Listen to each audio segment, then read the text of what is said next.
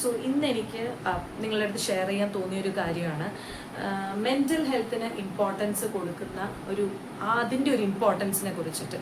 കാരണം ഈ ഒരു ജനറേഷനിൽ ഈവൻ ഫ്രം ദ കിഡ്സ്, കൊച്ചു കുട്ടികളിൽ നിന്നും പോലും ഫ്രസ്ട്രേഷൻസും കാര്യങ്ങളും ഡിപ്രഷനും ഒക്കെ പറഞ്ഞ് കേൾക്കുന്നുണ്ട്. അപ്പോൾ കേൾക്കുമ്പോൾ നമുക്ക് ഫീൽ ചെയ്യും, ഇതെന്താ കൊച്ചു കുട്ടിയല്ലേ, ആ കുട്ടിക്ക് എന്താണ് ഇതിന് മാത്രം ടെൻഷൻ, അല്ലെങ്കിൽ എന്താണ് സ്ട്രെസ്സ്, അല്ലെങ്കിൽ കൊച്ചു കുട്ടികൾ തൊട്ട് അഡൽട്സ് വരെയുള്ള ടീനേജേഴ്സ്, അഡൽട്സ് എല്ലാവർക്കും ഈ പറയുന്ന ഫേസ് ഓഫ് ലൈഫിൽ കൂടെ കടന്നു പോകുന്നവരാണ്. പക്ഷെ നമ്മൾ അതിന് ഇമ്പോർട്ടൻസ് കൊടുക്കുന്നില്ല. നമ്മളുടെ ഫിസിക്കൽ ഹെൽത്തിനാണ് എപ്പോഴും ഇമ്പോർട്ടൻസ് കൊടുക്കുന്നത്. നമ്മൾ ജിമ്മിലേക്ക് പോകുന്നത് ഫിസിക്കൽ ഫിറ്റ്നസ്സിന് വേണ്ടിയിട്ടാണ്, നമ്മളുടെ വെയിറ്റ് ലോസിന് വേണ്ടിയിട്ടാണ്, നമ്മളെല്ലാ കാര്യങ്ങളും ചെയ്യുന്നുണ്ട്. പിന്നെ മെൻ്റൽ ഹെൽത്ത് സാറ്റിസ്ഫാക്ഷന് വേണ്ടിയിട്ട് യോഗ ചെയ്യുന്നവരുണ്ട്, അതിന് വേണ്ടിയിട്ട് മൈൻഡ്ഫുൾനെസ് ഒക്കെ ചെയ്യുന്നവരൊക്കെ ഉണ്ട്, ഇല്ല എന്നല്ല ഞാൻ പറയണത്. പക്ഷേ അത് നമ്മൾ മൈൻഡ്ഫുൾനെസ് ചെയ്യുന്നു, അല്ലെങ്കിൽ മെൻ്റൽ ഹെൽത്തിന് നമ്മൾ കുറച്ച്, എനിക്ക് ഇന്നൊരു റിലാക്സിങ് ഡേ ആയിരിക്കണം, അല്ലെങ്കിൽ എനിക്കിന്ന് മൈൻഡിന് കുറച്ച് റിലാക്സേഷൻ വേണം, I am feeling down and ഡെസ്പ് എന്ന് പറയുമ്പോൾ what is there so much to feel like that, അങ്ങനെ ചോദിക്കുന്ന ഒരു സൊസൈറ്റിയാണ് നമുക്ക് കൂടുതലും ഉള്ളതല്ലേ. അതായത് എന്താണ് മൈൻഡ് എന്ന് പറയുന്നത്, നിങ്ങളുടെ കയ്യിലുള്ളൊരു കാര്യമല്ലേ, അത് നിങ്ങൾക്ക് കൺട്രോൾ ചെയ്യാൻ പറ്റില്ലേ, അതെന്തുകൊണ്ടാണ് ചെറിയ കാര്യങ്ങൾ ഇത്രയും നമ്മൾ ഊതിപ്പെരുപ്പിച്ച് വലുതാക്കുന്നത് എന്നൊക്കെ നമ്മൾ കേൾക്കാറുണ്ടല്ലേ. ഇതൊക്കെ നമ്മൾ ഡെയിലി കേൾക്കുന്ന കാര്യങ്ങളാണ്. അപ്പോൾ എനിക്ക് പറയാൻ തോന്നിയൊരു കാര്യമാണ്, ആരാണെങ്കിലും എനിക്കുള്ളൊരു റിക്വസ്റ്റാണ്, ഹംബിൾ റിക്വസ്റ്റാണ്, നമുക്ക് കൗൺസിലിംഗ് അറ്റൻഡ് ചെയ്യണം എന്ന് തോന്നിക്കഴിഞ്ഞാൽ ധൈര്യമായിട്ട് പോവുക.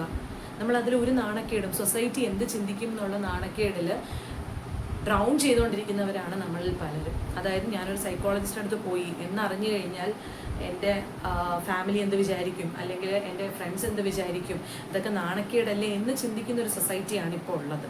അതിൽ ഒരുപാട് മാറ്റങ്ങൾ വന്നവരുണ്ട്, മാറി ചിന്തിച്ച് തുടങ്ങിയവരുണ്ട്, immediate attention, medical attention for mental health seek ചെയ്യുന്നവരുമുണ്ട്.